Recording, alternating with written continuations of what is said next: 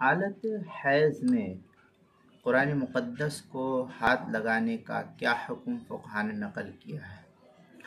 چنانچہ حالت حیض میں قرآن مقدس کو، چاہے حالت حیض ہو یا حالت نفاس ہو، ان ایام میں قرآن مقدس کو غلاف کے بغیر، جو اوپر جزدان ہوتا ہے اس جزدان کے بغیر یا کسی کپڑے کے بغیر براہ راست قرآن مقدس کو ہاتھ لگانا یہ جائز نہیں ہے۔